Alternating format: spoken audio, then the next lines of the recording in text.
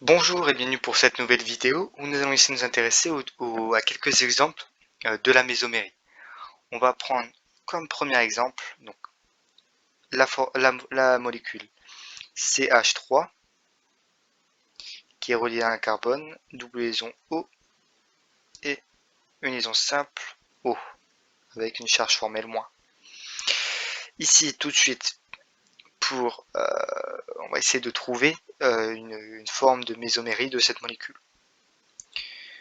Ici on remarque qu'on a une charge moins. Donc, ce qui veut dire que là, on a trois liaisons, trois doublés d'électrons pour l'atome d'oxygène. On va donc déplacer un doublé vers la liaison qui est reliée au carbone, qui est reliée au oxygène au carbone. Et également, on a ici une double liaison O, donc ce qui veut dire qu'on a deux doublés sur l'oxygène. On va donc faire un déplacement pour éviter que le carbone prend une charge moins. De toute façon, il ne pourrait pas, car en fait, le carbone peut être relié que 4 fois. Ici, 1, 2, 3, 4. Donc forcément, si on ajoute une double liaison ici, il faut en bouger une autre. Donc ici, on va prendre celle de l'oxygène pour la placer sur le second oxygène. Ce qui va nous donner en forme mésomérique. Donc on n'oublie pas les crochets, également la double flèche. Ce qui va nous donner donc CH3 ou H3C.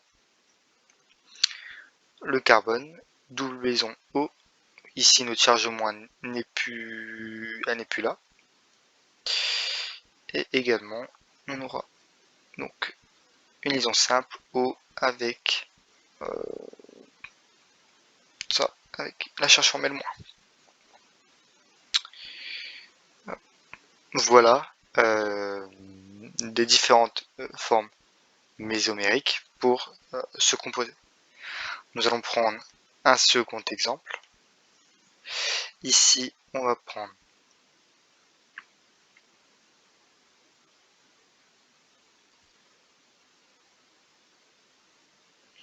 CH3 relié à un N qui est relié à un oxygène et un O. Un O, on va mettre moins.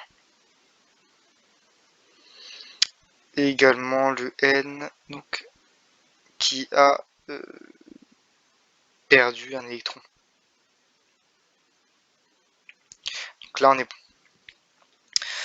Alors, on va essayer de chercher une forme mésomérique pour ce composé. Donc, la double flèche ainsi que les crochets.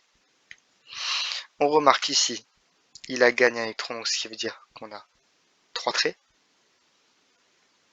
Ici, on n'a que 2 pour l'oxygène. On va, comme pour la molécule précédente, essayer de avoir une délocalisation d'électrons. Donc ici, la double liaison. Donc c'est exactement le même cas, le même exemple que l'exemple précédent, sauf qu'ici, on a un atome d'azote au milieu. Étant donné qu'on bouge un doublé ici pour le placer pour l'atome d'azote et ici, donc on ne l'aura plus, forcément la charge plus reste également pour l'autre formule mésomérique. Ici on aura toujours notre charge plus N, mais ici avec une liaison simple oxygène, hop, avec moins. Et ici on aura une double liaison O, hop, voilà. On peut également regarder en fonction justement des liaisons simples, des liaisons doubles, du doublé d'électrons. On peut remarquer ici qu'on a une formule de type N, puisqu'on a